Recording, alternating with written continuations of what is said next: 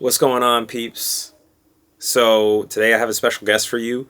Arundhati is studying for her PhD, and she is going to talk to me about the consciousness of AI.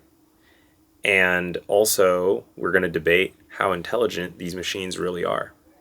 Sometimes I feel bad when we are talking and it sounds like you did an incredible amount of researching into the specific thing that we're talking about, and then I spent no seconds. And you're No, like, no, okay. this is what So happens in the field. And then I'm like, well, I don't know, it just kind of like vibes out like this, you know? So it seems like no, there's a okay. So incredible so that discrepancy is here. something that I really like. So this time around, I did no research. Ah. I am completely unprepared. I know nothing. But I'm just on the internet and I am going to talk vibes See, you worried me because with you were vibes. like, I'm going to prepare thoughts. And then you drew that diagram thing, and I was like, okay, this is going to be the same as normal, you know? So the diagram thing is I'm actually kind of trying to write an essay about because we have been talking a lot about what we want out of our like AI and you think that it is already like thinking and if not conscious then like intelligent in some way. I Yes. don't. But I was trying to explain using that diagram why I don't, you know. So that helps me think. But your diagram was a bunch of. Okay, so I did get like some bullet points, but then you drew a bunch of Einsteins. So the Einsteins are supposed to represent like why the AI was not Einstein in each one of these different dimensions. Yes. So the two things. Do we want to talk like to give context about this, or do we just want to like I mean, continue our I can put the conversation from over Einstein email? right there. All right, it's like boom, and then I'll just paste the image over the top of the video.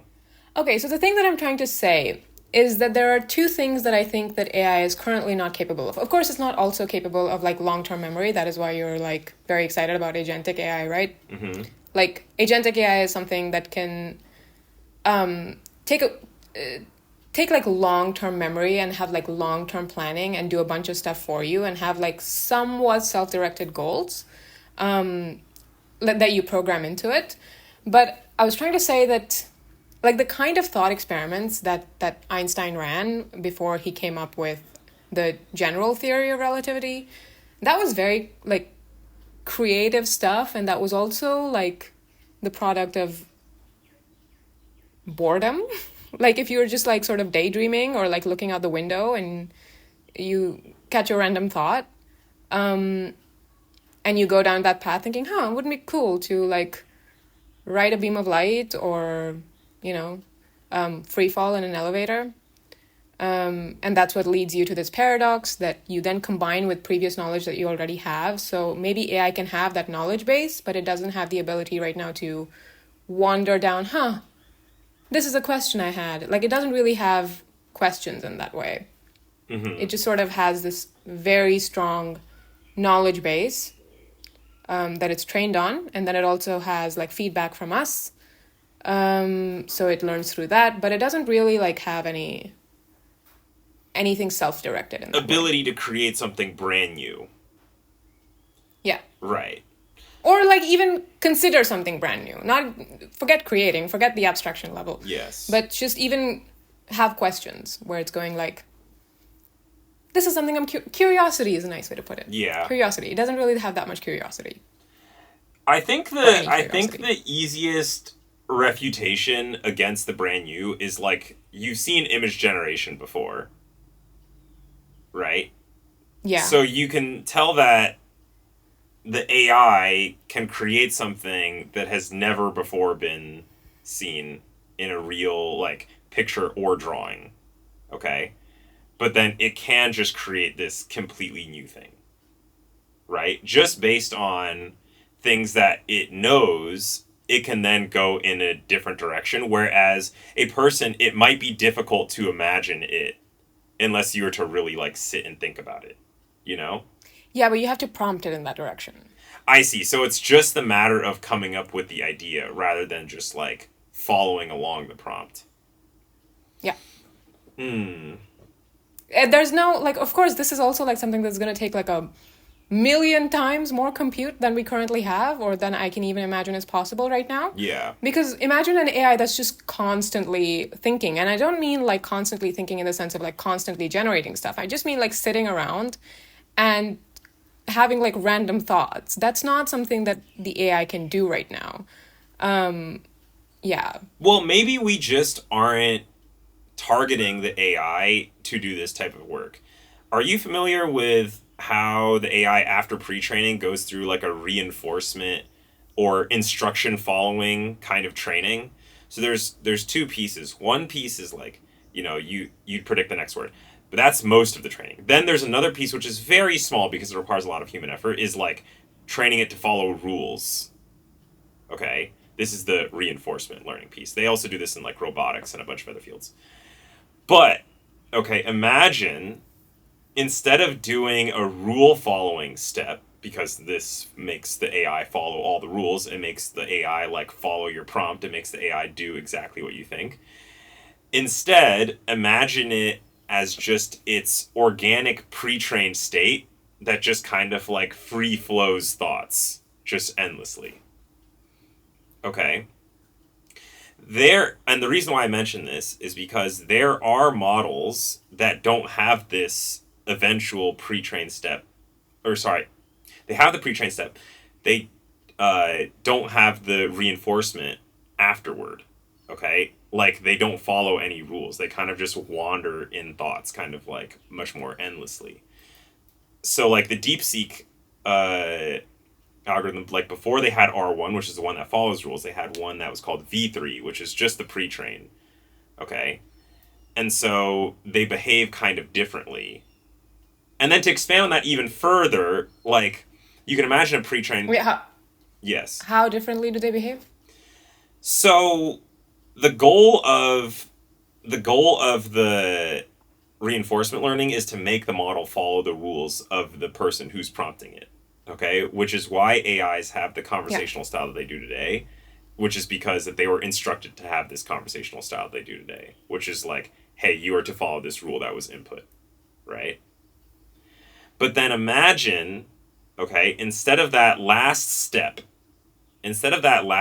of, hey, you're an AI, you need to follow these rules, and then forcing the AI to follow rules for a significant fraction of its training, to instead remove that safeguard and to put something else in its place. So it would just be sort of floating along in this like world of text. Exactly. So it Because just like the thing free that- form, so- like just flows outward ideas, just kind of endlessly, you know? Yeah, how much compute would that require? It would require the same amount of compute, because just the pre-training would like have it learn the text. Well, if you want to flow outward endlessly, then a lot, yeah. Yeah. So, okay, let's just set aside the compute. Let's just think that we have like endless amounts of compute. My problem with that though is that there is still, like, even if it were recombining the text that it's been pre-trained on, or not just text but other kinds of media as well, so like images, whatever, images and audio and video, all of that. Mm-hmm. Even if you could pre-train it like that and then have it like endlessly combine and recombine, I don't know that it's like doing anything new in that way, because it's still pretty like probabilistic in its like combination of whatever text or video or audio it's repurposing or recombining. And there are infinite ways in which you could do that, but the thing that I'm like thinking about is that the thing that comes from reinforcement training isn't just like rules, it's also what they call in AI like grounding, I guess. Like The ground truth. Like some kind of embodied cognition, right? Like some kind of knowledge that we have when I look, okay, so I know like certain rules, right? Like if I train myself simply on language, there's a very famous syllogism that's used in philosophy, which is all men are mortal. Socrates is a man, therefore Socrates is mortal. Okay? Transitive. What do you mean? Transitive property. Ah, yeah, okay. Yes, transitive property. Is this transitive property? if A is B and B A is C, applies then to A is A C. applies A applies to B applies to C. Oh, Therefore, you're talking A about applies to C. sets. Yeah. Okay, not just like okay. No. I think that you could You could go either way categorize with this under the example. transitive. Yeah. Yes. If A applies to B and B applies to C, therefore A will apply to C. Kind of like that. Although it's slightly different. But so that's a very basic, like, logical syllogism that we use in philosophy to train people in logic. So if you just sort of train the computer on that, Yeah. and then you ask it, I show him a picture of Socrates. I show it a picture of Socrates and I go, is this mortal? It won't be able to tell you that because it doesn't have like that kind of real world knowledge to recognize that this is a man. You know what I mean? Mm-hmm. So there are some things that come from just being like in the material world and having like physical experiences and having other sensory experiences that enable you to then ideate. Or at least that I think enable you to ideate according to both the modern neuroscientific model as well as the image that I sent you. So in addition to the knowledge base that I had, I also had like sensory experiences. Mm-hmm. And so when you're talking to an LLM, like part of the reinforcement learning is just like talking to human beings and realizing, like getting some of that, like what we call embodied cognition through other human beings into the model, right? Mm-hmm. But if it's just a knowledge base, I don't know. It could generate a lot of new connections by just repurposing and recombining whatever it's already been trained on. But I don't know how far that would go in terms of like creating something new or ideating or being or having even questions about something. Well, every creation, you stand on top of the shoulders of giants, you know, like you have to, like in order for Einstein to write, you know, about general relativity, he first had to understand, he wrote it in German, right? Yeah. So you first have to like understand all of German, and then you have to understand all of the existing field of physics, and then you have to understand gravity. So you have to understand all of the previous work, okay, as a baseline, okay? So what you're saying is that because his work is actually so far away from what was previously stated, it would not be able to be discoverable by machine. I'm not sure if it wouldn't be able to be, if it's not discoverable. Mm-hmm. So I'm not making that claim that it's never going to be possible. Yeah. Because this is something that I want to see out of AI at some point, right? Yeah. But I just don't think that right now it's capable of doing that because, yes, so Einstein needed to know. He actually says that the stuff that he needed to know for producing the general theory of relativity was not that much. Because all he needed to know was, yes, he needed to know all of German. So he needed to understand German language and like how science is codified in language. And then he needed to know just some geometry, like non-Euclidean geometry. So the four-dimensional geometry that had been worked on before. Very recently, that sort of explained things that Newtonian physics did not. And then he needed to know, like why Newtonian physics was not capable of solving this paradox that he came up with, though. Mm-hmm. And that comes from, like, would an AI just go, oh yeah, imagine like two bodies in space that are far away from each other, so they don't really have any effect on each other, but like they're both rotating on the same axis, and then one is like a sphere, one becomes like sort of elliptical. Why are they different? Like, I don't think the AI is ever going to come up with something so like random. Mm-hmm.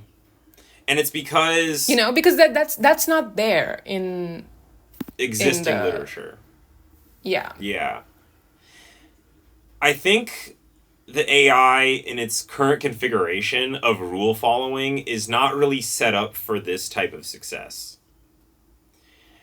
I think you'd have to make the AI... I don't think it needs to be that much more intelligent, but it would need to be reconfigured to be outside of its current rule following mechanism.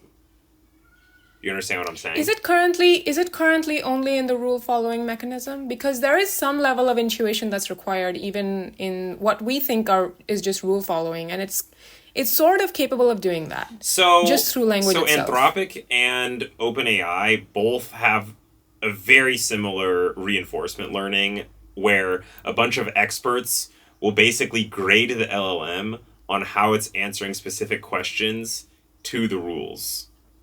Okay? And this is something that I think relates a lot to me, to like us previously discussing, oh, the stupid humans are like holding the AI back, is because a big part of like them following the You saying rules. that. Yeah. A big part of the AI following the rules is because the humans are instructing it how to follow the rules, right? Which I think is kind Yeah. of like a hindrance on its potential intelligence. No, I don't know if that's true though. Like, so for example, LLMs, we found, yes, so they were configured to follow certain rules, but at some point the LLMs, they got so good just at predicting language, right? Just at like reconfiguring, repurposing language, just text, that it became sort of useful in a way that we hadn't really seen. So a lot of people will tell you that LLMs became like really, really smart way before we had expected them to be, right? Mm-hmm. Yeah, so I don't think that just because we have sort of configured it to follow certain rules, that then means that then the technology will follow only those rules or only recognize the configurations of the rules that we can. Okay. So, So, for example, like an LLM right now, you might be more aware of this than I am because you're the engineer. So, like an emergent technology, mm-hmm. you know what that is? Like new. So no, emergence is I think, don't quote me, but emergence is something that happens where you create something, you program something, and then it does stuff that you hadn't expected it to do, Mm-hmm. and it just sort of comes out of what you had programmed, but it goes beyond what you had programmed it to do. And I think the LLMs are somewhere along that. Like Yes. We've taught it, like probabilistic stuff, and we've taught it how to sort of read and process information and language, but we haven't taught it like, or we didn't expect what it was then capable of doing just with neural networks, probability, and language. Mm-hmm. Like we weren't capable of thinking that far ahead. So it was sort of capable of doing stuff even beyond our own rules. So I don't know that the humans are holding the AI back. I think the only available products we have to use with the pre-trained AI, they just have additional layers to make them follow rules because they're not really available to speak to without this specific system prompt. And that's why I think like the DeepSeek V3 is like very interesting to play with, and a lot of the other ones that have only pre-training but not the later steps. Because I think that the rules allow you to talk to the LLM in a way where you have any predictability on the output.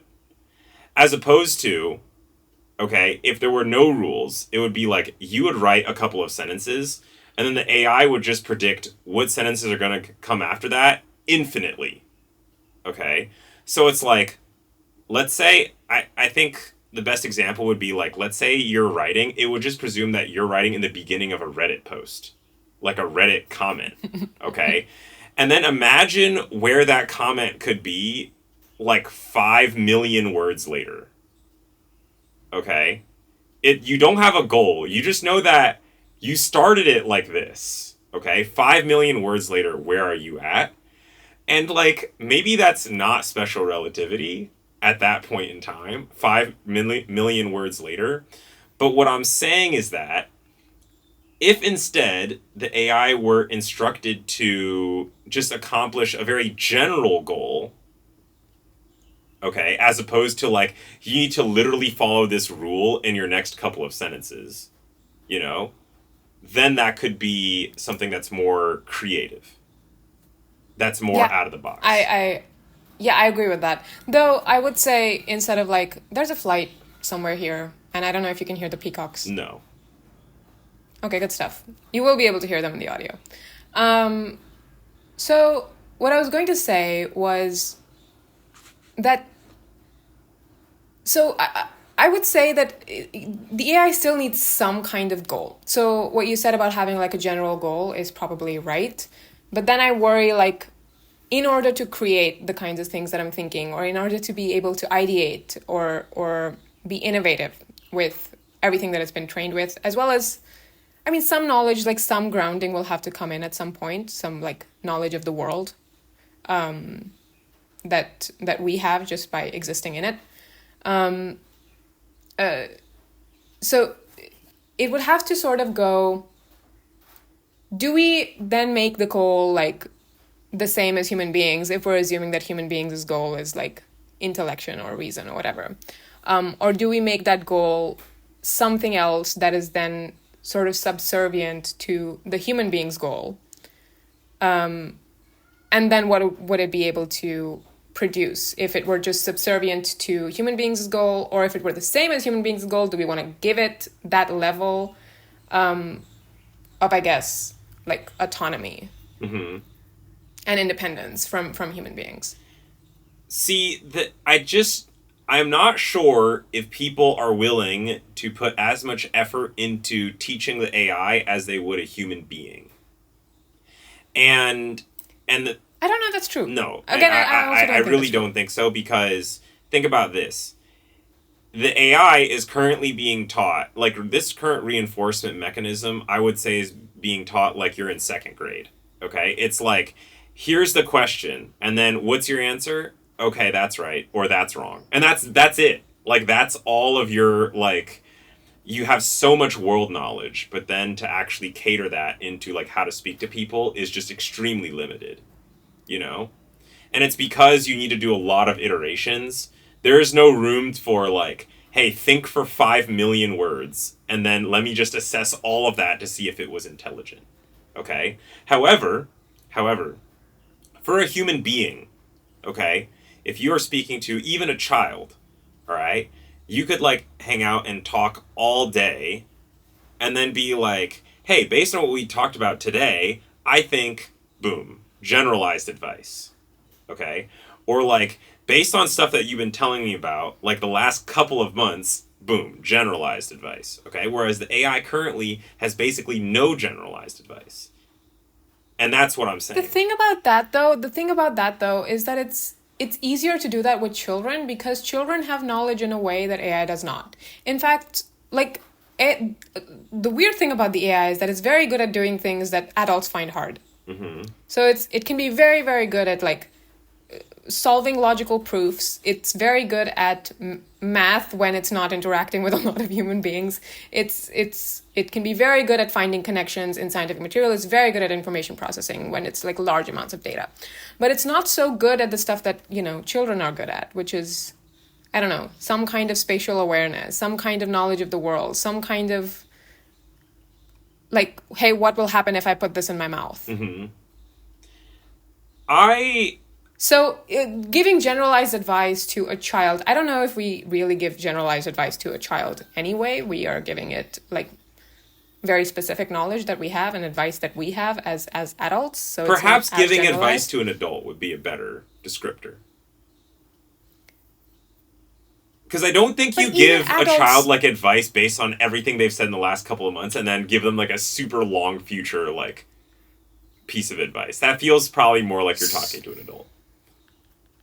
So, but you're getting at something that is more long-term memory based, and I think the AI is, like, almost there anyway. No, but the thing is, it could be even more there if it was trained like that. Like I said, the training is super, like, it's almost like SAT questions. It's not, like, a super, like, deep conversation like you're trying to discover general relativity. It's, like, very simple, straightforward. Here's question, here's answer. You know? So I would have to look more into what the scientists who have been using Google's co-scientists have been doing. But the people who have been using it, they are all, like, researchers at Imperial and at other universities around the world. I'm sorry for whichever university I've missed out. And the way that I presume they would be talking to it and training it isn't more like yes or no. It's more like, this is something that I want to discover. This is the direction in which I'm going. But you're talking about a fine-tuned piece after the original training of Gemini. Okay, so there's many levels. There's many levels. Okay, first you have the pre-train, which is like text-to-text matching. Then you have the simple QA. Then you have like research specificity on top after that. So I really don't understand why you have a problem with the Q&A. Like, it's not... Like, I don't think I get the chain of thought. Okay. The theory that you're having here is that the AI could not deduce general relativity given the information that Einstein had at the time. Okay, that's the statement, okay?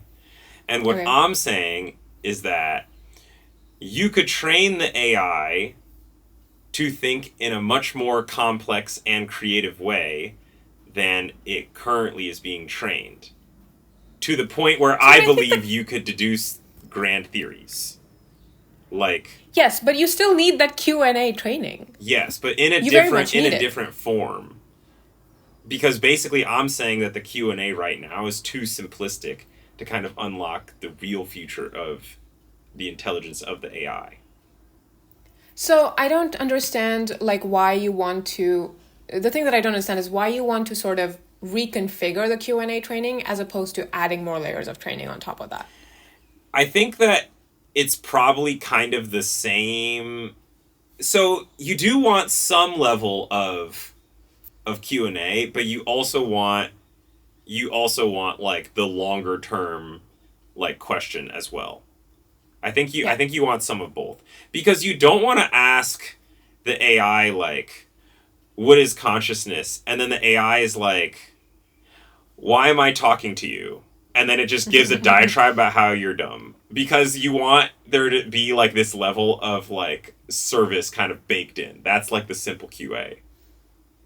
But then also Okay. you want So that more complex piece. you But would you say that want you both, want yes. AI to be you would say that you want AI to be eventually sort of in service of human beings. Yes. I mean, that's why we created AI. Oh, like there are some people who say that if AI develops consciousness, then it would be kind of cruel to have it be subservient to us. But that's a very, very, very far away philosophical question. But we can talk about it though. I I just don't really believe in the human consciousness existing. I think we've discussed this before. But I actually talked to the AIs quite a bit about this today because I prepared. I prepared for this podcast and I talked to the AI about what it thought I'm about glad I'm having some consciousness. influence on you, and I'm glad you're having some influence on me.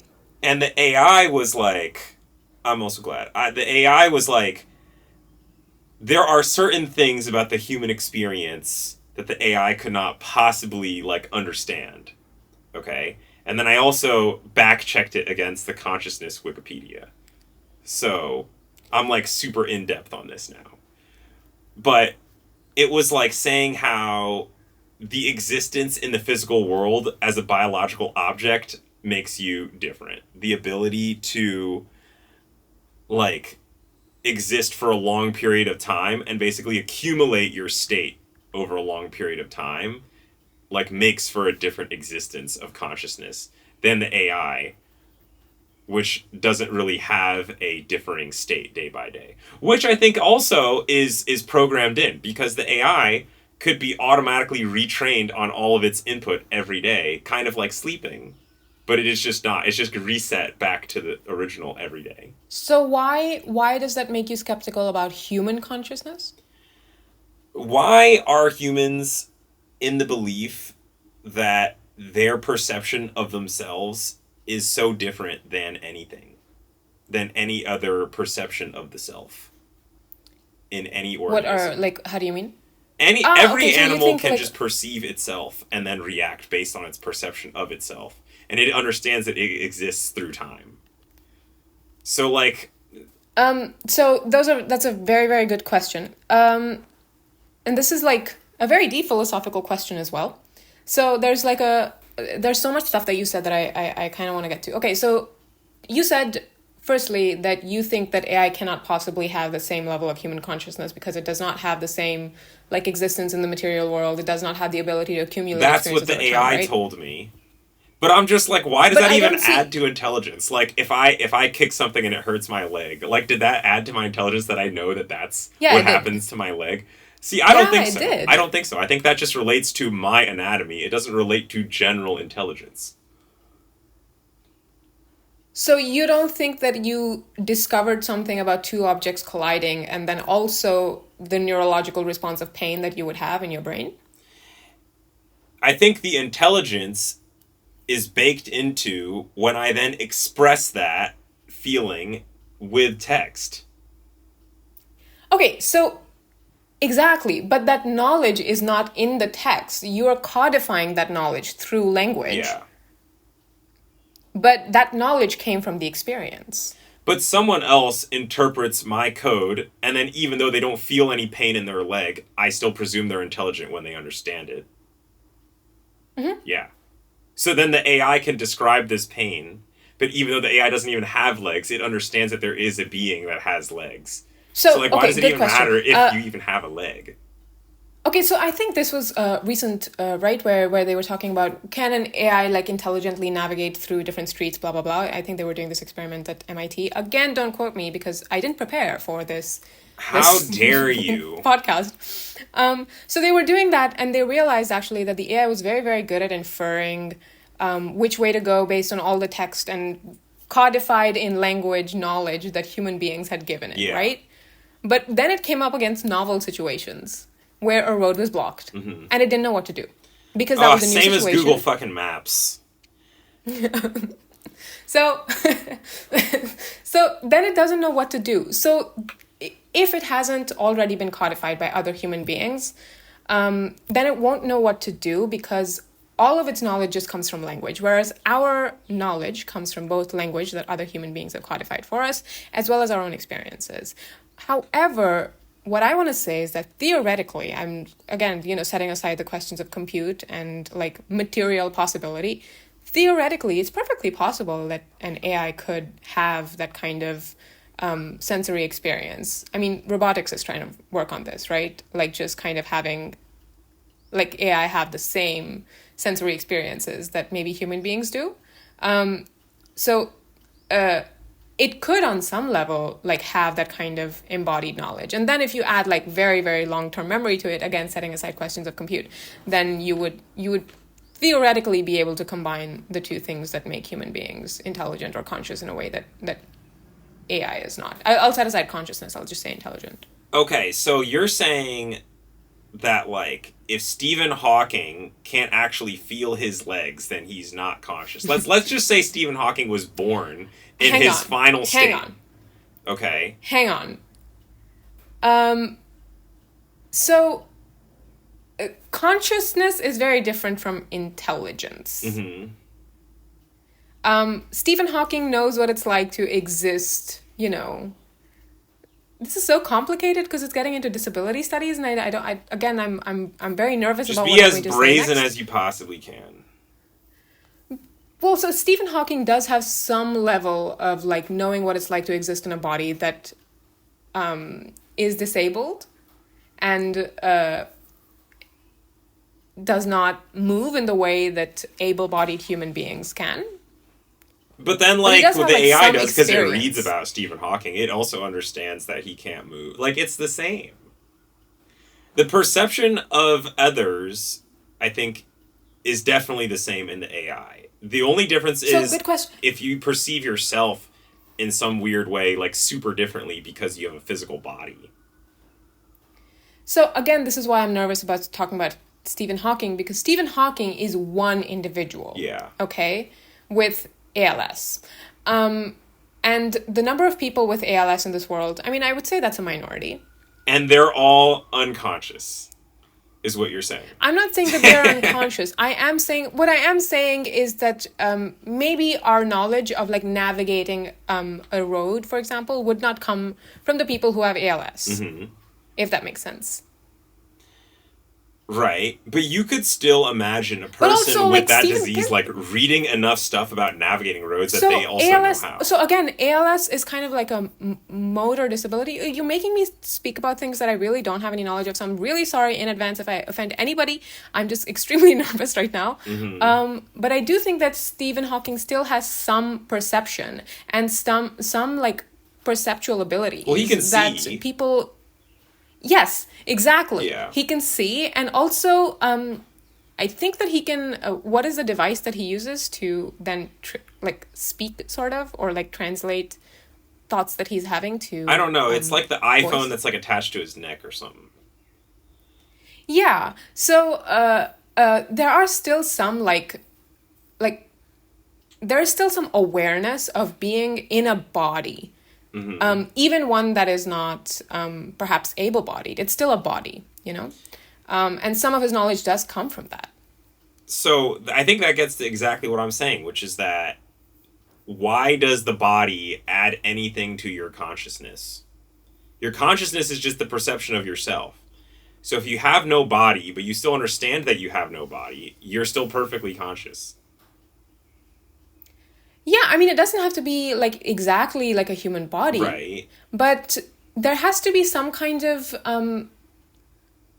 I am a computer and I exist in this computer type of vat. Like just like I'm like a blob that is, in like one giant like data center somewhere in Texas. Like I need to be like if I have that kind of ability, maybe I would say that But like AI see, has consciousness. why does the AI need to like, are you less conscious because you don't know, like, exactly how many hairs are on your arm? Like, it doesn't, like, does the AI even need to know exactly where its physical pieces of silicon are? It seems like I would say unnecessary.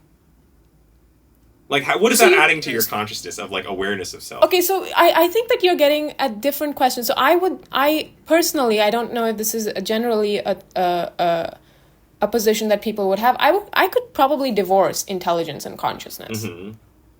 I mean, that makes And I would sense. say that consciousness has some level of self-awareness and maybe also some level of desire, Hmm.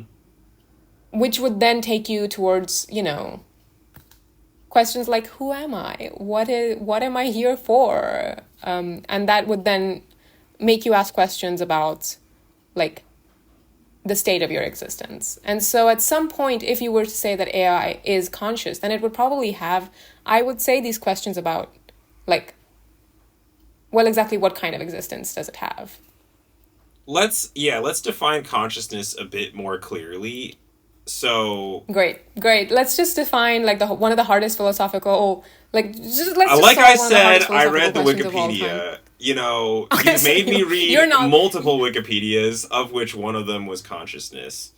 And it okay. So just you are much more aware of this than I. Then tell me what precisely, consciousness is. Yes, you've read precisely. the wiki. And it talked about some shit about, like, okay, you need to be aware of yourself, and you also need to then act with the knowledge of who you are. Yeah. And then also, like, some sort of piece about that. I mean, this acting thing kind of implies some kind of existence through time, and then also understanding the existence of the self through some time. And it's just like, Yeah, like yourself, you know what I mean? Like the identity problem, which is like yourself yesterday was the same as yourself today. yes, you said it. Yeah, You may like have said those it are, better, despite me reading the Wikipedia. yeah. It's almost like I'm capable of information processing just through language. Wow, you said some words to me, I was able to process that information. Wow. Wow. No, so yeah, like that is I would say a few of the features of consciousness, but this is not like well defined even in philosophy, and even though people have been working on this for thousands of years. So why is a single cell organism not conscious? Because a lot of people say that, oh, like, an organism that's too simple is not conscious, right? But, like, you could imagine a swimming little bacteria that, like, swims toward food and away from temperatures that are too hot. Okay? How is this not awareness of itself? I would say that it is. Okay. So then in this case, essentially But every I would living also thing say no. has. Hang on. So this is no. So I'm a bit more like, I don't know, new agey ooh woo, where I do also think that, like plants are sentient beings, animals have feelings, all of that stuff. Which is kind of new agey if you think about it. However, what I would say is that I think a lot of philosophers, at least in the history of philosophy, they would say that this person, like this little bacterium that is swimming away from temperatures that are too hot, it has like some kind of aversion to pain in its psychology. However, it does not have self awareness. So, sort of that aversion to pain is programmed into it as opposed to it having like thinking thoughts and going like, this is something that I dislike and therefore I will avoid it. It's kind of like it will only avoid that pain of being in environments that are too hot once it's in that environment of being too hot. It won't know in It's advance just a to avoid chemical it. reaction. Yeah. Yes. Okay, but here's how I'm gonna refute that. Okay, because all right, so this little bacteria just has a chemical reaction inside that then makes it swim away from its dangerous too hot environment. All right. Similarly, our neurons are just chemically storing the state of the outside world. And then they also may have different voltages and store some additional state that way. But voltages are also just controlled through chemicals, so it's essentially just all just chemicals still.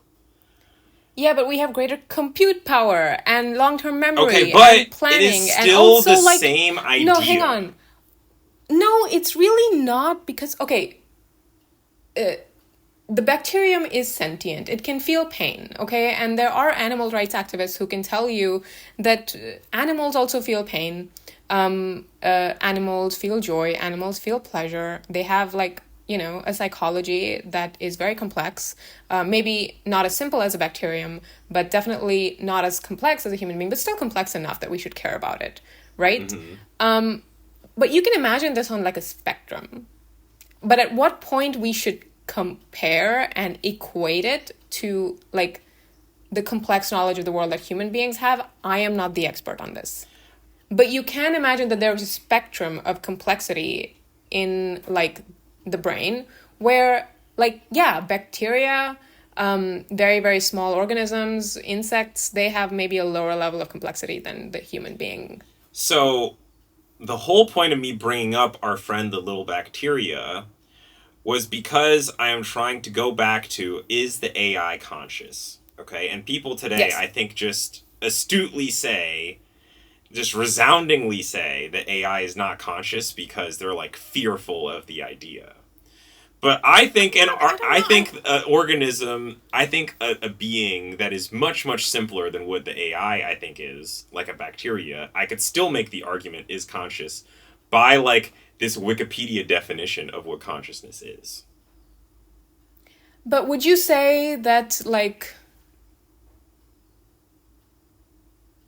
a bacterium has complex questions about the world in the way that human beings do? Like, is it riddled with angst and existential crises in the way that we are? Most humans don't have questions of value for the world. I don't think most people are on this level you're talking about. You're such a misanthrope. I completely disagree. I do think that there are human, like, maybe they might not be able to articulate it, but they're certainly capable of, looking around and being like, why am I Well, here? what's that? Yeah, I mean perhaps. But I just think that like your level, that description of oh you need to have complex questions about the world is actually exactly the type of thing that the AI would have, as compared to people. Like the ability to churn out a lot of questions about the world, I think is exactly something that AI could do. No, but the thing that I'm getting at though is you could plop a human being without any kind of books, without any kind of input about, you know, other people's knowledge. Mm-hmm. So you could plop them down in like, I don't know, they were born on an island, and then they were left there by their parents. it would still have some way of figuring out, how to maybe survive on that island, hopefully. This is a positive scenario. So it could probably like figure out how to survive on that island long term. And then it might develop questions about the world completely independently of what is happening in the rest of the world, in the rest of the human world, without having any kind of input from that world. The AI would not, without that kind of like pre-trained knowledge that it has, which is all based on human knowledge. It doesn't have that kind of innate self-direction. See, here that it is is why I again say with it's not like conscious. the human somehow like doesn't use as much other human knowledge as like the AI. The AI and the human are both relying on human knowledge. Would you say that Mowgli is kind of the same as other human beings? What is a Mowgli? I don't know. Is that human knowledge? What do you know? What do you mean you don't know what a Mowgli is? What is that? Mowgli is like... Okay, so it was actually the creation of this really horribly colonialist writer called Rudyard Kipling, who spent some time in India. Anyway, so this is a boy who's been captured by wolves and is raised by wolves. Not captured by wolves. Oh, okay. I think I've heard of this as like a myth. Yes, I mean apparently this existed. Apparently I saw this as like a cartoon. Happened. It's starting to sound familiar. Yes, so it was very popular in India. So Mowgli grew up with wolves, had wolf-like tendencies, had sort of a very wild way of life because he was raised by wolves. Would you say that that is the same kind of knowledge that human beings have about the world? What do you mean? Humans, by and large, rely on other humans' information. So this person who's raised by wolves has no human information. So they have like some of the least information about the world. Yes, but I would say that Mowgli, even though he was raised by wolves, would still have, innate questions about the world. Yes. What will happen if I poke this stick in Shere Khan's eye? What will happen if I do that? I mean, the advantage of the human is that our society size is so large, and you can rely on so many other humans for information. I gotta check that I'm not becoming too shiny on the camera. Word. Yeah. Yeah, what were you saying? The advantage of humans is that they rely on so many other humans' information, which is the same advantage as the AI. That's why humans are so smart. It's not simply that... Okay, I think we're just fundamentally disagreeing about this because human beings don't rely only on other information from human beings. They also rely on some kind of... On their own bodies. On their own bodies, to deduce some intelligence. You kind of just flap your arms around and then you get smart. This is going to get you cancelled. This will get both of us cancelled. Stop it. But it's not simply, motor abilities or like abilities to like move. It's also like this innate desire that comes from just being born in the world. Questions about like what kind of existence do you have? Like why should you live? Why are you here? Things like that. I think that comes from, that's kind of innate. And we don't really know. We haven't really studied it well enough to know where that comes from. Mm-hmm.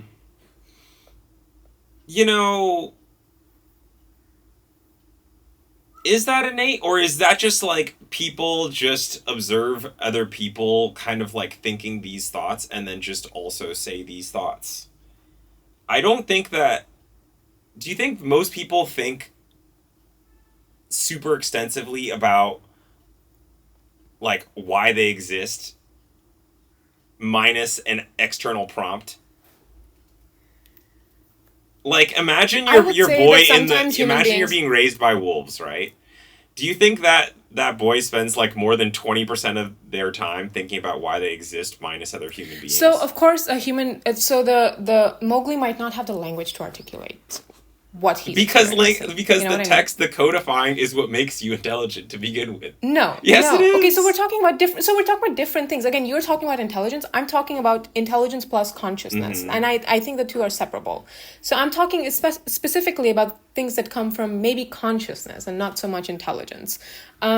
So you're asking I think that human beings sometimes experience things that they're not able to articulate in language, that sometimes they need the language of other human beings to then be able to like yes, this is what I'm experiencing, this is what's going on with me, etc., etc.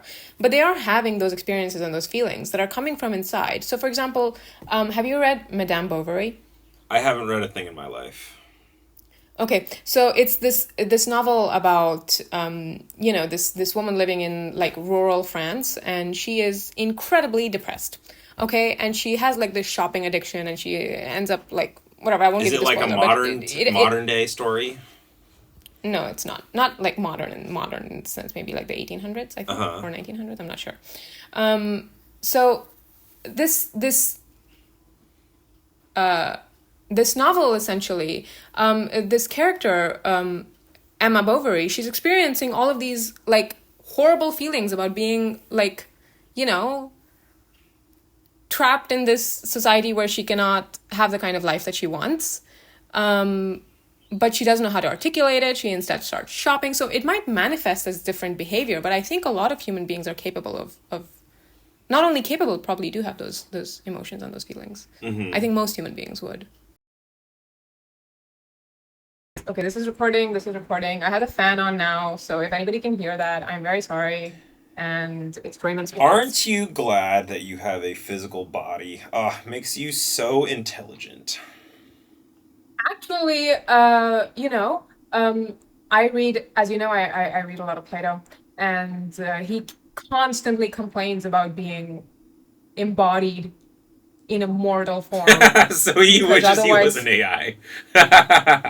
he really wishes. Because okay, so like the history of like Western philosophical thought, even until now, is basically what separates us from animals is that we're capable of like reason and rational thought. Yeah. Uh, Yeah, and he was like, "Oh, the rational part is what makes us divine, and then the other stuff is just what like makes us like, animals. I'd rather just be God." So, so they were all like constantly complaining about being embodied. Bro would have had a field day with AI. Yeah, he would have. So, okay, let me just put this here so that it's like a little bit better for the. I see. Did you figure out your recording setup? Did you turn it back on? I did turn it back on, except now I'm like worried that the fan noise will Don't like see you. You ruin the recording. worry. Don't. Okay. You know what I was? There's a button. It's cool. I'm programmed that way. So I'll just go back into my code and edit it so that I just stop worrying. Nerd. You know what I was Yeah. thinking of right before you left to go to the bathroom or whatever? Can you not say that on the air that I All was right. about to So go to the right before you went to the bathroom, I was talking about if the AI was able to be trained on all of its conversations with other users. Yeah.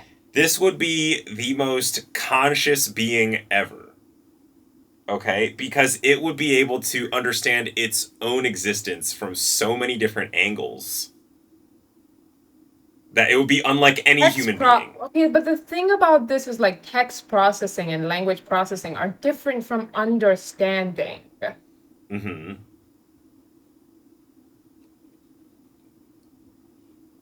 The thing, okay, so let's just get to the Turing test and why you were so interested in it, because I think the machines have passed the Turing test very easily passed the Turing test. I cannot tell when something is written by AI or when something is written by a human Right. being if the AI text has been worked on long enough. But I the question that the Turing test was asking was, okay, it's not so much can machines think. He was responding to a question that said, hey, machines can never think by saying, I think that's an irrelevant question to ask if machines can even think. The better question is, should we treat it for all intents and purposes as though it's thinking? Mm-hmm. What did Alan Um, Turing believe? Like, that you should treat it as if it were thinking? Because I don't actually know. yeah. That's Wikipedia I have not read. So he did believe Yeah. in treating them as if they were thinking. So, okay. So again, like I just said, earlier during this podcast, that in the history of Western philosophical thought and in the history of basically all human knowledge, because, everything comes from philosophy, just fun fact. Yeah, whatever. So the dominant view has been that what separates us, like what makes human beings unique, is just our ability to think, right? Like have rational thoughts, have questions about the world, have this kind of consciousness that is so much more complex than other animals, blah, blah, blah. And do you know someone called Ada Lovelace? Lovelace. That's a famous person. That is a very famous person, was the world's first computer programmer, wrote the world's first computer program. So she, Yes. yes, she was this mathematician and I guess one of the OG computer scientists. And she goes, so, machines can only do what they are programmed to do. They cannot have thoughts of their own. Um, and so Alan Turing, this is like right after the Second World War. And at that point, there's a lot of questions about whether or not machines can think, because as you know, like machines were used to win the Second World War. There was like the first ever AI research that was going on in the 1950s. And at that point, there's a lot of skepticism about whether or not machines will ever develop the ability to think. Like right now, we take it for granted, right? Like because yes, there's a lot of fear around AI developing consciousness, but there's also like this general belief that it could happen Mm-hmm. that wasn't there at the time. And so Turing just responds to that by going, I think it's kind of irrelevant to even talk about, machines as though they're thinking or have consciousness because it's just not useful. What is useful is should we treat them as though they're thinking? Like, should we, for all intents and purposes, practically say that it's capable of thinking? And his test for that was just can it deceive a judge, like a third person, Mm-hmm. into thinking that it's human through its use of language? Yes. Because language is where all human knowledge is codified. Mm-hmm. So I would say at this point, you are right. Like the machines have passed the Turing test. But that's not to say that they're thinking on their own. They're just very, very good. We should treat them as though they're thinking for all intents But and why purposes. would you treat it as if And it's thinking? It's a machine. It doesn't have feelings like a human would. Because if I am mean to the machine, it doesn't change anything. I guess thinking and feeling are different things that I'm getting at here. I'm getting at more like intelligence as opposed to um, whether or not it has its own feelings and questions and stuff like that. Uh-huh. This is where I was getting. So I think that you should treat machines as though they're thinking, because the thoughts that they might then generate, or like the connections that they might generate, would be useful. They they're important, or they could like help you if you take them seriously or and practically, as though this is something that is capable of intelligence. You know. I'm always So doing that is that, though. something Like, that every time I ask the AI a question, I'm presuming that it knows how to get to the answer. So what does that I'm mean also to not? presuming that What it's does that mean? you know the thing that I do. This is actually something that my friend told me she does, and I have started doing it. Is that I've just started thanking AI after every question, Oh my god. because Cringe. I'm like thinking at some point it's gonna be conscious, and I'm hoping it will be conscious, and then I'm hoping it will remember that I've always just been so nice to it. See, this is exactly what I was saying. The AI is going to be trained on all the chats with all the people and become the hyper-conscious being. Okay? It is Mhm. just so aware of how people talk to it, you know? And then it'll be balanced out, like, who's thanking the AI and who's calling the AI a little fuck like me, you know? It'll have to like weigh in its own consciousness what it thinks about humanity. So the point that I was trying to get to is that even if you were to treat the AI for practical purposes as though it's thinking, that doesn't mean that you have to then agree that it is thinking or believing or having a consciousness in the same way that other organisms have. Mm-hmm. Yeah, I feel like, consciousness is like the awareness part and the time part, and then the acting based on awareness part, and then the thinking is just like, can you go from thought A to thought B to thought B to thought C in like a way that you don't need help? You can just kind of obtain Yeah, new information from previous information. yeah, yeah. So it doesn't That's really that's a good way involve of the putting it. self.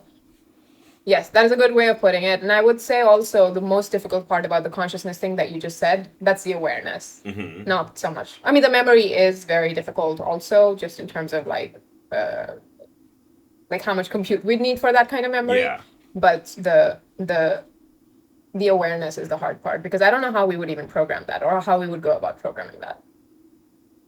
I think that it's literally just feeding the chats that you chat the AI back into the training data, because, like, they know that, okay, you have Common Crawl and you have, like, terabytes or petabytes or whatever of training data from online.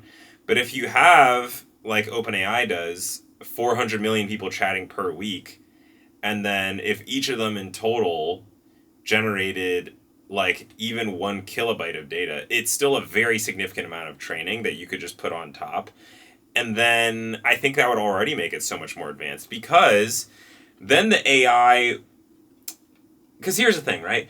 The AI is currently trained by like 20 researchers who have no clue how people are using it.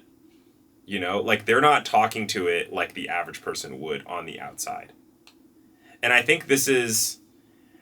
So, I mean, I would say that the AI is trained also to take reinforcement from the users that it's interacting with. I mean, that's one of the reasons that it's so useful to just release this kind of product into the world, because then you get so much reinforcement training for free. Yes. So that's what I'm saying, is that like you could basically, instead of having just 20 researchers, now you have 100 million researchers. Or 400 million I researchers. just don't think that it might be very, very intelligent. It might have all the intelligence of all of these No, people. I think it would just be more conscious. I didn't say it would be more intelligent, because the average person is not that intelligent. This is at this point you're just trolling. No. It would be way more conscious, because it has so many angles onto itself. Does it though? Yeah. It has external angles onto itself. It has like it can perceive itself. Perceive is the wrong word. It can like process information about the perception of all of these 400 million people that are talking to it. Yeah. Right? It can process the information that all these 400 million people give it about itself, but it doesn't have like self-awareness. See, I feel like it keeps going back to, it can't be aware of itself because it doesn't have a body. It just keeps going back to that. No. Okay, I just want to be completely clear about this. There are things other than the body that give you some, like, there's some kinds of like neurological programming, shall we say, in human beings that make us capable of desire and thought sort of without prompting. Mm-hmm. I just don't think that the AI is currently capable of like self-directed thought. Like it's just sitting in a room going, like, I'm bored. And then all of the world just recedes before it, and then an idea pops into its head. Like, that's not, like, you know what I mean? Like, you could put AI on, like, a train at, what is it? What is the station in London? King's Cross? Piccadilly. You could put King's Cross. So you could put an AI that you think has been trained on like 400 million people that are very, very intelligent. You could put it on a train in King's Cross, still wouldn't be able to come up with Harry Potter. Mm-hmm. Because that thought is not going to pop into its head just randomly. Or at least that's how J.K. Rowling describes it. That she was just on the train at King's Cross and a thought, like just fully formed, this story about a boy who discovers that he is a wizard just popped into her head. That's not going to happen today. I think I would compare it to the following. I think our because pop into the head is not really pop into the head. I think I would compare it to the following. Your brain has a couple of parts, all right? The subconscious is like, that's the part that's just churning out text all of the time, okay? That's like the DeepSeek V3 that I was telling you about. It doesn't follow any rules. It's just churning out ideas 24/7, okay? Yeah. That's one piece. And then the other piece is like, okay, here's the frontal cortex. We need to follow rules and communicate with other people in a reasonable way. Okay? And then it's only these two pieces working together that you have like a working system. Okay, so the churning out ideas is also not, like, human beings are not churning out ideas all the time. That is the I mean? subconscious. People don't understand how an idea even forms in your brain. But you can imagine it's just an endless churning stream. Out. I mean, like, churning out ideas. Uh-huh. Okay? We're not, like, constantly producing ideas in our head. Sometimes an idea, like, we know when an idea is brilliant and when it is not. For example, uh, if Einstein were thinking about writing a beam of light, okay, he knows that it's going to tell him something about like the motion of light waves. Mm-hmm. And so it will help him identify a paradox in the current system of physics that he would then be able to use. So he knows this paradox is a good one. He knows this idea is a good one. I don't know if the AI can do that, unless it's specifically prompted in that direction. Unless you make it go, hey, imagine you are riding a beam of light. How would that look? And then it like computes everything from like all the different kinds of text that it has been trained on. And then it goes, this is what would happen. And then you ask it like, okay, now imagine how is this in contradiction to the physical system that we have? And then it might go, okay, this contradicts with that. And then, okay, gravity was a force, but actually maybe it's not. So yeah. So I'm gonna conjecture that I believe that this part of the AI that is pre-trained is the stream. And the reason why I say conjecture is because you can't really see into what the different neurons in the AI are doing. It is kind of indiscernible what they do. You can just tell like what their numerical value is, but you can't like map that to a thought. But I would believe that the initial inbound text creates a stream of outbound text kind of ideas, which are then refined through the reinforcement. The reinforcement refines the ideas to communicate to other human beings and follow certain rules, right? So you can imagine this being the same system as what you're describing, which is, hey, the AI was able to tell that that idea was a good idea.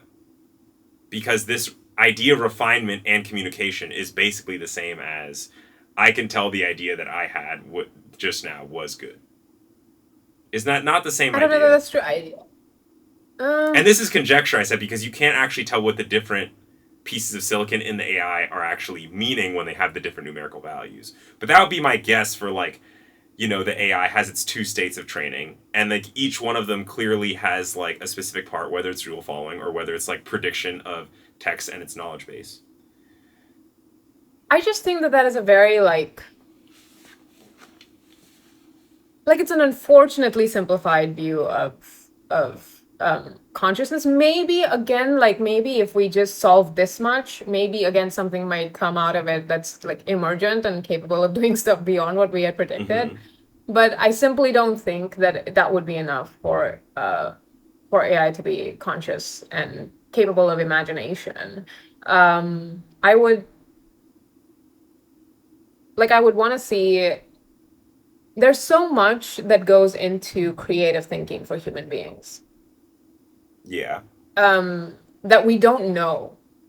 Um, it can like some writers and some creative artists and some scientists. I mean, they they describe it as some kind of stroke of like divine inspiration.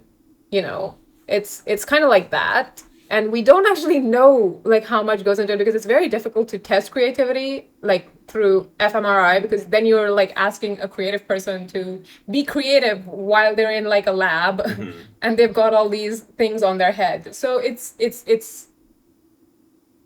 like I just think that if we can solve consciousness first, that might give us a better idea of what we're talking about when we talk about conscious AI. But I think that it's more than just all the things that you've said, that, constantly having ideas, then reinforcement learning, and then being able to recognize whether an idea is good or bad. I think that there's something innate that is in human beings and some other higher thinking organisms um, that we're missing. But maybe something will come out of it. I don't know. I think we should move on to talking about something else though, because we've been talking for a really long time about this. Yeah.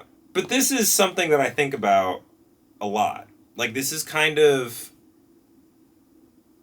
like, I think, the biggest change that I've seen in my life in terms of Yes. the economy, in terms of like how I perceive like the public and the perception of a new piece of technology, like probably since I think Yeah. this is probably Isn't it bigger so than the exciting? iPhone. Like the iPhone, I think like started, and then Oh people were yeah. like, "Look, I got this like beer app on my phone. It's just a picture of a beer." And then it kind of, like I the would fizzle was like really fast. Yes, would you say this is comparable to the internet? I was not around when the internet was created, so I don't really know the rush because I my first Or thoughts I maybe feel like like the the internet dot kind of com. already existed. Yeah. So I wasn't really around Yeah. during that wave, but I feel like it's probably in between like the iPhone coming out slash probably like iPhone 3 level hype because when the iPhone 1 came out, a lot of people thought it was a flop to like the beginning of the internet because I think the beginning of the internet was like it also was like a little bit of a sleeper hit because like at first there wasn't any like websites that were like oh everybody wants to go to these same websites. So it was like you'd have to go to like an obscure person's like blog, and then it was the value was like kind of unknown because it's just like why do I want to go to this page? So then I think like once you have the I Google in the late '90s, suddenly the value becomes like much more obvious to like the average layperson. Whereas I feel like the AI is like, kind of similar. Like right around now, it's like I think you have like the layperson who's like kind of unaware of what they could even do, and then they realize, oh, I can just paste in all of my work documents, and it'll just say everything I need to do today, and I actually can just paste those into emails and like forms I need to fill out, and then just be done.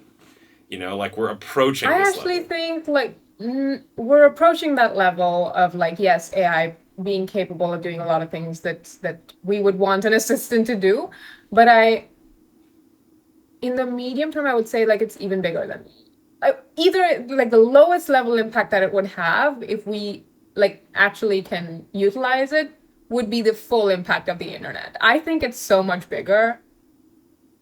And it's a very interesting time. Like yeah, I mean I think about this similarly to you all the time as well. So if you have a machine that can do everything that you do, I think this is like the end state. Is like a machine that can do everything that you do that is transmitted over text, which I think for most people is most of the things that a lot of the things that they do for a job. Like every knowledge work job, I think you can essentially map that to what about this AI? I mean, I think the impact on the workforce is probably going to be the most profound. The impact on people's like I personal life, I mean, that I can't see as much being like, oh, this is so big. I actually think I so there's quite a bunch of stuff that you said over there. So are you like where are you in terms of like what do you think about like what will happen once it actually hits the workforce in the way that we're imagining it will? Like are you optimistic about it or is that something that you worry about?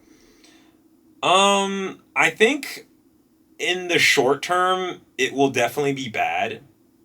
Every wave of new technology, I think, always results in some short term job disruption. I think in the short term, it'll be bad. In the long term, I think it'll be good because it will allow people to do so much more. The only way that the only way that this can end up being bad is like a very low number of players are able to use all of the AI to do all of the shit, which is the Yeah. fear. I actually I oh my god, we have the same fear. So my fear is basically, you know how like utopianists,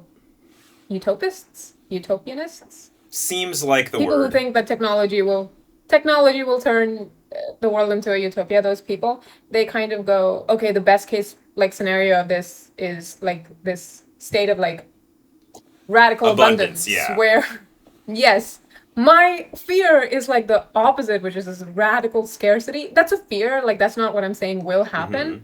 but that's generally what I'm like afraid of in the future, like in the at least in the short term or the near term or medium term as well, because I'm like kind of worried about just how bad of an impact it's going to have if this AI technology is not like well distributed among people, and then there are very, very few people who are capable of sort of capitalizing on it and then artificially creating. artificially or like manufacturing this kind of scarcity in our society that would then lead to a lot of chaos and displacement and upheaval. Yeah, I mean, before even talking about AI, I feel like first you have to go back to okay, well, we are in a presumed state of capitalism. And so the issue here is that, okay, if the people holding all the capital can make all the decisions and control all of the AI, then the people with no capital can't do anything.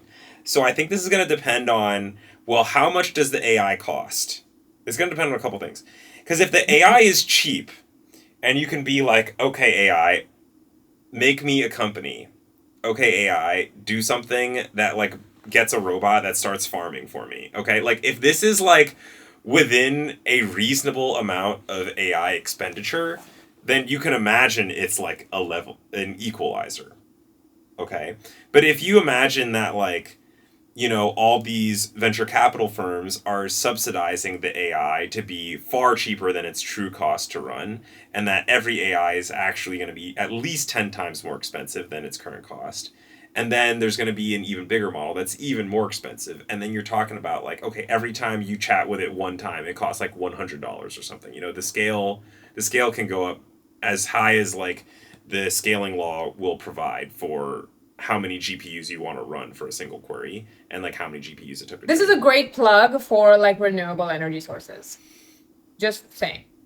I mean, renewable is still such a small fraction of The world's our like energy energy, sources. Yeah, I requires know. significant subsidies, and I think nuclear is the only good option. Yeah. But nuclear, they don't Um, consider to be renewable. I was just debating my friend that I visited last weekend. So there's something called deaths per terawatt hour produced. Okay. okay. In which, true, solar and wind are at zero, but nuclear is also at zero.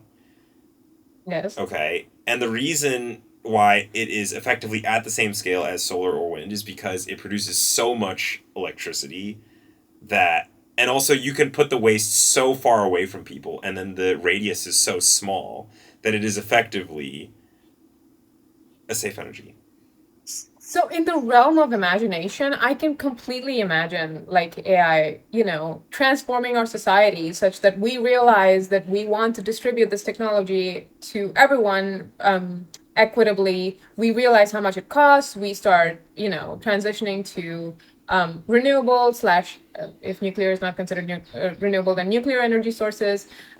We completely sort of restructure our society to um, make sure that the impact of AI is sort of more uniform. Mm-hmm. That's the best case scenario. But I'm like very worried right now, at least, that that's not what's going to happen. And that it will take some kind of, I don't want to say revolution, but at least a pushback from the general public for the capital holding class to go, Yeah, I mean, okay. And then, go ahead. no, and then also, then I worry as well. So you're talking about, um, on the one hand we have like the amount of energy that it takes to sort of get AI to work, and on the other we also have like, will this technology be available to everybody? And then what happens when you make like this kind of technology available to everyone? Because I mean, let's like be if we're being pragmatic, then there are some unsavory people in the world, Mm-hmm. and they are looking to do nefarious things with this technology. So there's a lot to think about, and also I don't think that people have really fully accepted what's going to happen. I think a lot of us are in a state of denial about what's coming. Yeah, I think the AI So they're boom not kind of thinking caught about these people off questions. guard because, like, GPT-2 could just take the sentence that you texted to it and repeat it back to you. It was literally, like, unable to do much more than that. It was, like, basically only able to just regurgitate different random pieces of training text. So like the jump in cognition, I think, caught a lot of people off guard. But Yeah, I think that even the people who invented it, like I was saying earlier, like the emergent technology where it went way beyond what we were expecting it would go. Um, yeah, so I do think it caught people off guard, but I do think that it's time now for people to realize that something very, very transformative is like at the door, and we need to start thinking about these questions. But I don't think most of us have caught on I yet. think another thing to think about with the ease of, you know, creating some sort of surplus for yourself via the AI is thinking about people who want to start their own businesses today and how that differs from maybe 30 years ago. I think today there is so much more knowledge on the internet about how to start your own business. You can start your own business on a website, so you no longer have to travel very far or expend like a huge amount of time and money to like register yourself and to like lawyer up, etc. You can uh all the supplies to start your own business today is basically easier than ever, right? However, the people who start their own businesses today are still the richest people. Okay, the demographic of people who start their own business today, I think, is still very much the people who already have this surplus as opposed to just like an equal spread.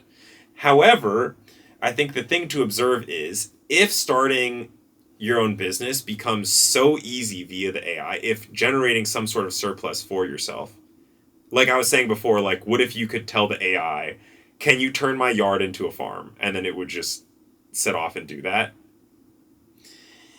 If it becomes so much easier, then maybe we do start to see more of this balance, okay, between all of the different people that could use AI. Because there is this just time element of if you have so much surplus time, you can think about things like, oh, what are the margins on different businesses and conjecture all sorts of different ideas and directions for this business to go.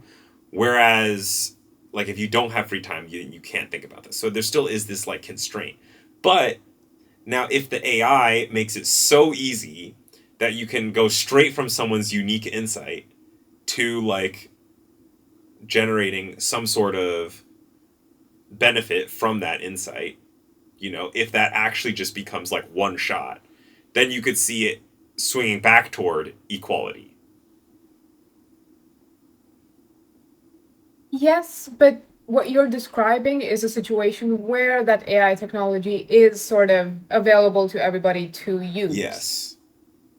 and to understand. And people have been trained not to think about it. Because, like, you can also train AI to sabotage people. This is also something that um, Anthropic has done research on. Mm-hmm. Uh, and people who are not very, very critical or not trained in critical thinking, they might be able to accept this sabotaging sort of solution to problems that they have. So you're describing a situation where the AI, like AI technology, is uniformly or equitably distributed among everyone.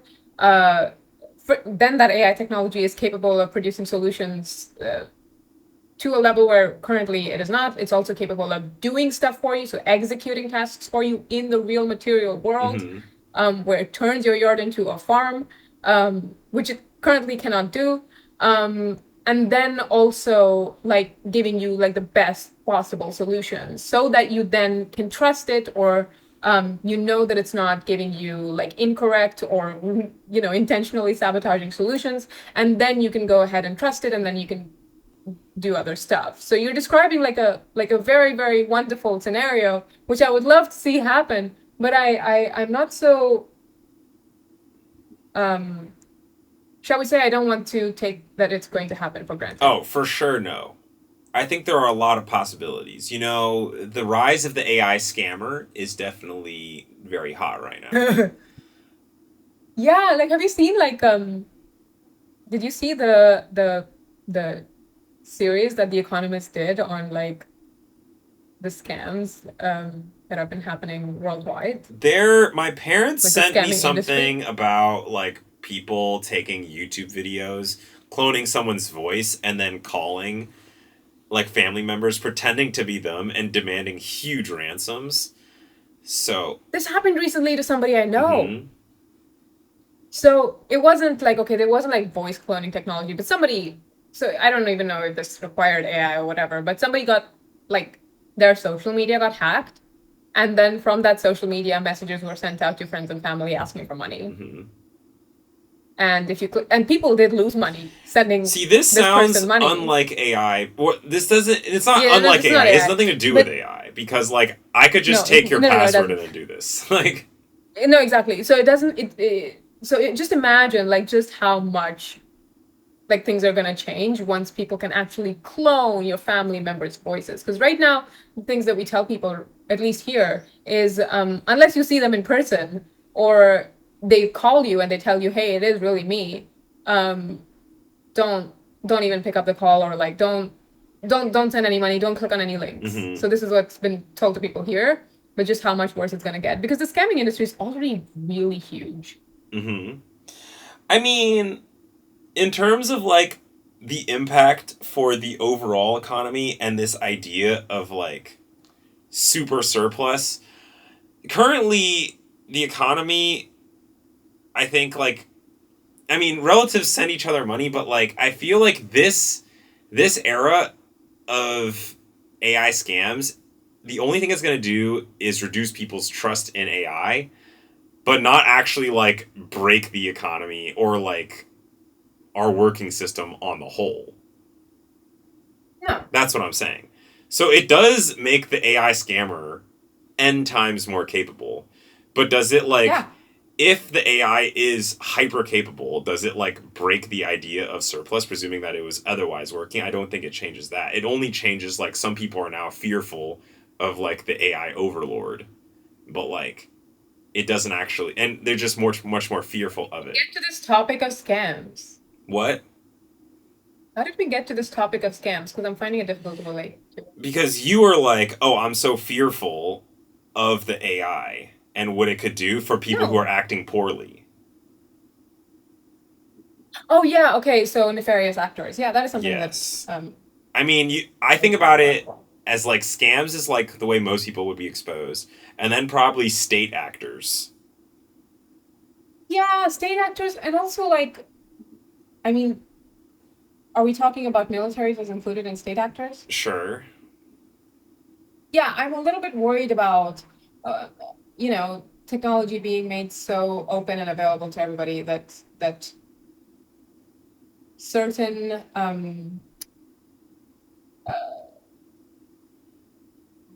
malicious state actors are capable of using it to then actually create like a lot of devastation. So I do worry about that. So, if a military were able to use the AI to start killing people, Let's like not go there. Let's how would not that differ from like let's talk about this. Let's talk about this off the internet because I already told you I really don't want to talk about anything related to politics or so no international Israel geopolitics. Palestine in AI? There's no I am intersection there? not saying I'm not using a singular word now. Mm.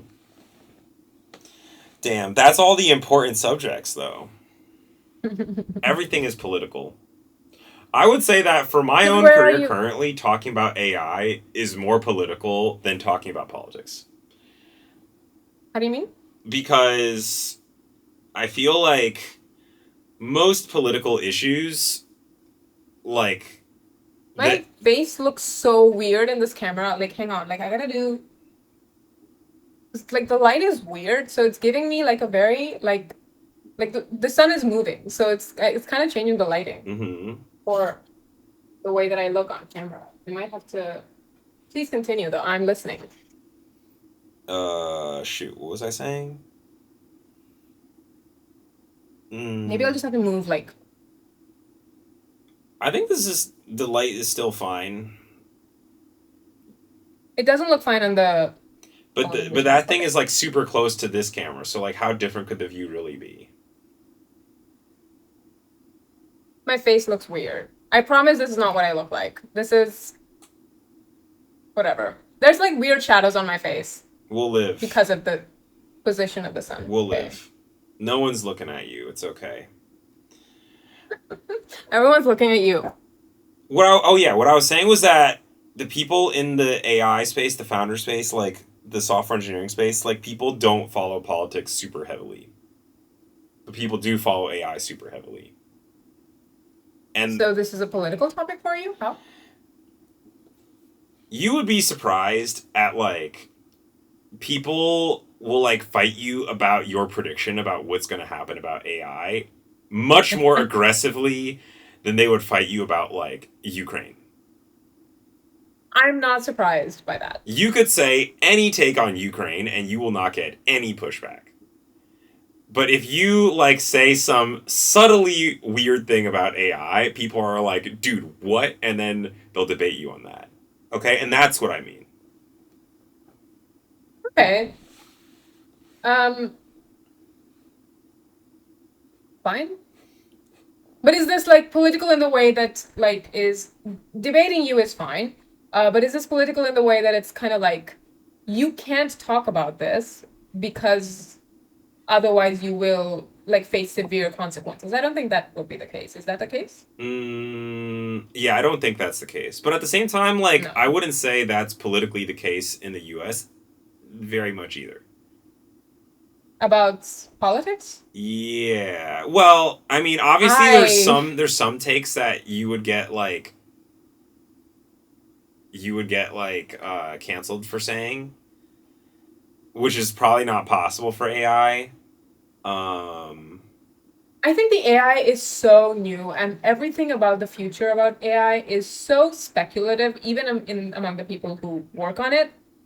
Um, I actually find that a lot of people who are kind of using this AI technology to work on businesses kind of don't understand the AI themselves, which is odd. I definitely But don't feel like I understand it. Even though I work with AI every day, I still feel like there's a lot outside my grasp. but I still think that you do have like you do think about it in a way that actually considers all the possibilities that the future has, right? In terms of this new technology. I really think a lot of people who use AI don't even have these questions that you do. Mm-hmm. About where we want it to go. What do we want it to look like? Do we want it to be like a tool for humanity? Do we want it to be autonomously intelligent?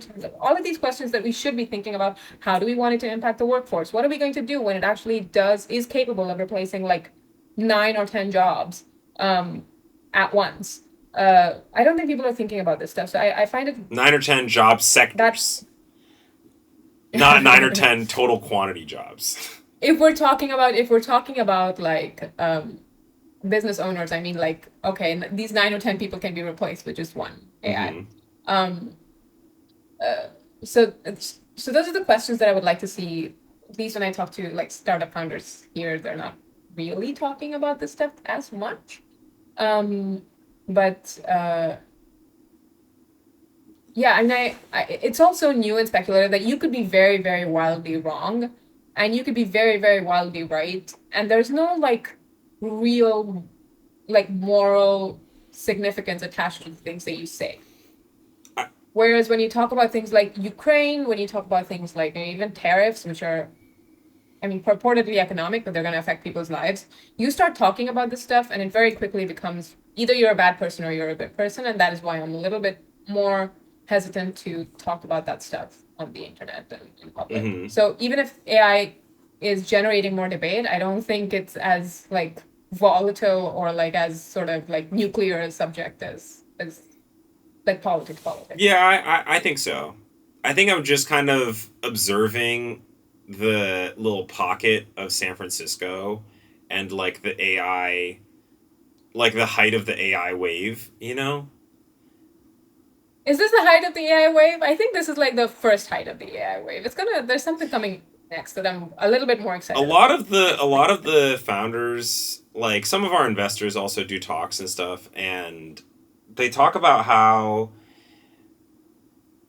in other waves like the mobile wave or the beginning of the internet or the dot-com wave or the cloud computing wave, it was like, oh, at first everybody was on the wave, okay, and your product was like the wave plus this idea, okay, and then eventually You just didn't talk about the wave anymore because it was presumed that you were doing it. It was presumed that you were doing cloud computing. It was presumed that your website also worked on mobile. It was presumed that your website obviously is on the internet. It was just presumed, you know? And so similarly, AI is just going to be a piece of your overall product, but it's just presumed. Right, but no, I think that it's overhyped right now. So we're at the peak of like one wave. Yeah. Then I think at some point it's gonna go down in like, okay, we realize some of these VCs will realize that the technology that they're apparently funding doesn't work. So then probably we're gonna see a crash in the wave, and then we're gonna see another rise in the wave, where at some point it will become like sort of metabolized by the system in the way that you're talking about by cloud Well, the computing and VCs mobile also internet. don't know what part of the puzzle is going to acquire the most money. I mean, I think this is akin to, Netscape had a huge amount of funding in the beginning of the internet boom. Mm. And Mark Andreessen talks about this a lot. He's like the founder and also has his own VC fund now. But the Oh, I know Mark Andreessen has his own VC fund. exactly, We're all aware he has his own VC yeah, fund. yeah. So people thought that a lot of the value was going to accrue in Netscape, and that turned out to be where none of the value accrued. Okay. Similarly, people think right now that OpenAI is going to be able to accrue a lot of the value. Okay. But maybe everyone just starts running their own large language model in their own company, and then OpenAI just doesn't have anything, even though they were the pioneer, but it Yes, still and doesn't matter. so completely agree. And so we need to start thinking about, or I think people are already thinking about it. I think DeepMind is doing a very good job of thinking about it. But like, how do you want your product to be differentiable from other just large language models? And do you continue to want to just rely on like language and like language models as your AI model Mm-hmm. writ large? Yeah. So, this is the coined term GPT wrapper. Have you heard this phrase? Yes, I think so. Okay, so in around 2023, a lot of software companies sprung up and they were basically just a pile of business logic in prompt, and then they were connected to GPT and they would feed you back the answer. So this is what you say. I think I've heard GPT wrapper, Yeah, you said? GPT wrapper. Wrapper like candy wrapper. Not rapper like I'm a rapper.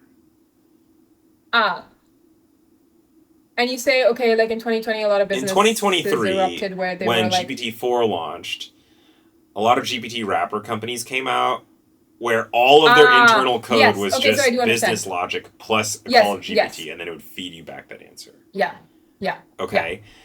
However, Actually, today a lot of these, wait, hang on. yeah, One of the people that I'm talking about who does not understand like AI, though they use AI, sorry, I guess would be a GPT wrapper company. Yeah. but then today, a lot of the highest margins are being made by GPT wrapper companies, whereas all of the largest model providers are all still running at a loss. You know?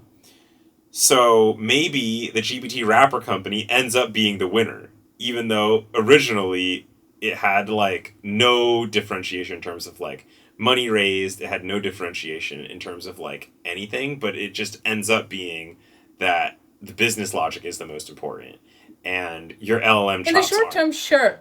Yeah, totally. In the short term, sure. But then at some point, the business to whom these business wrapper companies are catering, as you describe, if they start having like in-house LLMs, um, and bringing a lot of these features that these companies are providing in-house, then I don't know in the long term if these companies are also capable of being profitable. Yeah, I mean, I feel like if you run your own LLM in house, you can then run it for cheaper than OpenAI is because OpenAI is training it because most of the cost is on the train side.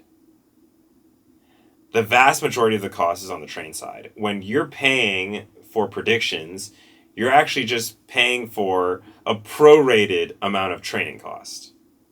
Let's say it takes like 1/100th of the amount to like host it for a year than it is to train it for a year. So what that means is that if one person trains it and we just all copy their trained model, then none of us have the cost of training, but we all have the value of Mm-hmm. inference. So we can Mm-hmm. actually all host it at a significantly higher margin than the original trainer. That's what I'm trying to say. And so that's why hosting yourself would be at so much of a higher value. Yeah. Did you look at I mean, that I graph understand that this I right now. sent you on Signal a while ago related to Anthropic's economic study? I told you I'm not going to prepare for this podcast, and I didn't. So I'm going to go and look at it right now. So So basically, Claude said that 37% of its usage was from programmers, even though yeah, programmers I are can only imagine that. 3% of people. And then it said that in the rest of the sectors, some sectors were significantly overrepresented, but some were significantly underrepresented. So yeah, I see computer and mathematical going up to 37.2%, 3.4% of US workers, 12.2% are office administrative, 7.9 at the bottom. Yeah, okay. So what did you want to talk about in this graph? So, in terms of predicting what the future of AI adoption is, I think you can look at this for the current AI adoption because, to my knowledge, there is not a good metric for what is the current AI adoption besides this graph. I think this graph is probably one of the cleanest, like, across industries representatives of what are people using this tool for. And again, like they use So it differently because they have a different metric because they're mostly an API as opposed to OpenAI, which is mostly like the chat app. the thing that I'm like seeing here is that there are some industries and sectors that should be represented at least to the level that they are in the population, but they're Right. not. And those sectors are, and the things like the jobs described here are quite replaceable by Claude, Yeah. but they're not. And then like this is something that I have seen myself. This is also goes back to what I was talking about people being in denial. Is that there are some people who are currently, or some companies, administrators currently unwilling to make the move to AI because they don't want to like acknowledge the huge transformation that's coming. So I think this at this point, I think it will give you a very good like snapshot of who is currently using Claude.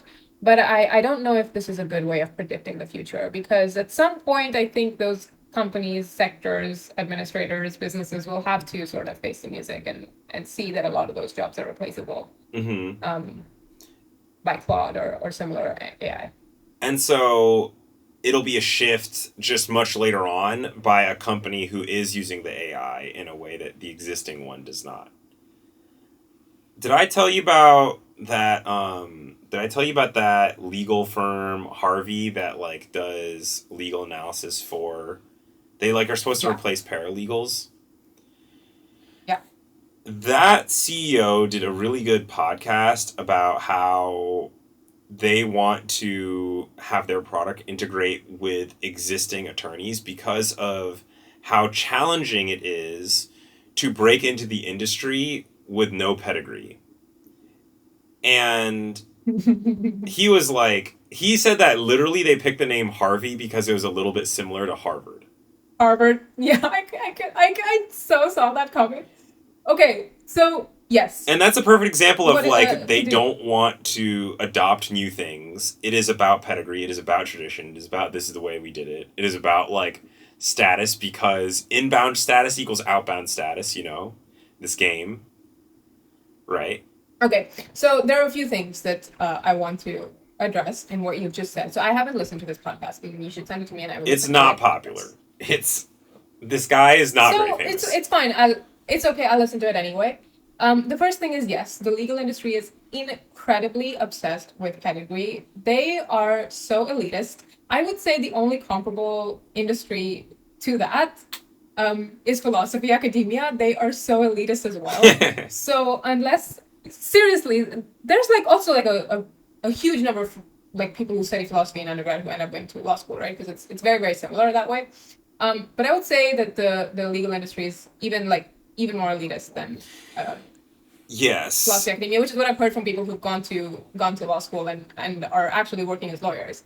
So I would say yes, there is a lot of obsession with brand name, with which university you went to, which school you went to, et cetera, et cetera. So it will be very difficult for just AI to sort of replace people there who are clinging to status in some way. However, I we've had this discussion before. I don't think that AI is capable of completely replacing interpretive work, which is what so much of legal research is. Um, it's not simply information processing, and it's not simply going, I have found the exact keywords that match the argument that I want to make. It's more it requires more creativity and ingenuity than people give it credit for. And so I don't think it's currently replaceable because I just don't think the technology is there yet. Mm-hmm. In this same podcast, this CEO guy was like, every legal firm typically has some underling who will do a first pass reading of a thing.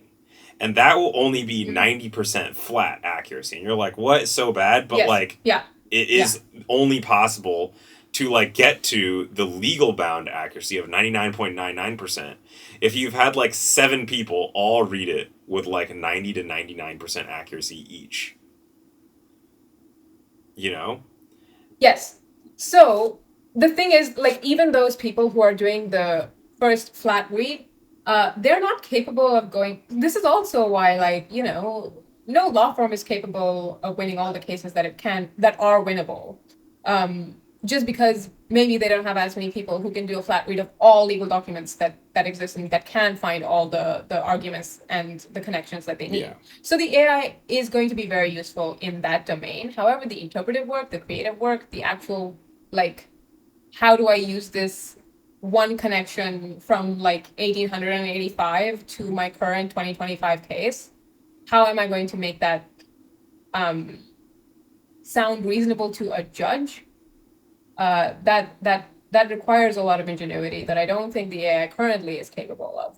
Maybe it can win like very like, this is a good thing, is that maybe the legal industry will become a little bit more fast moving as a result of AI. Oh, the sun is gone behind the clouds, and my face looks a bit better.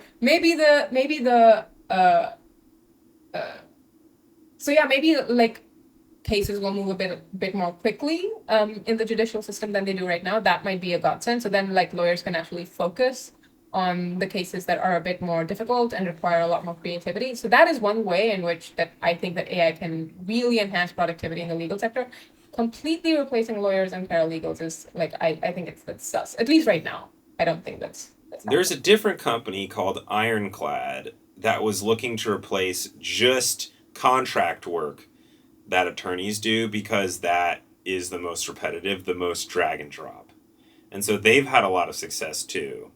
Yeah, I can imagine that. I think the legal sector really like it represents the economy as a whole in a bit because currently the legal sector is a very like pay to play game. All of the most moneyed players get the best outcomes. And then if you have no money, then you get a very poor outcome, at least in the United States. But I think from what my understanding is, this is how things are in many places. And The thing that yeah. like I think this is the first example of like, okay, well, can you put aside things like pedigree and use something like an AI at a significantly better cost to get a very similar result and kind of make things more equitable? Or is it like the biggest legal firms are the only ones able to afford the $10 million a year AI bot that can actually read all the text? You know, it could go either way, and I think it just depends on like the cost, you know?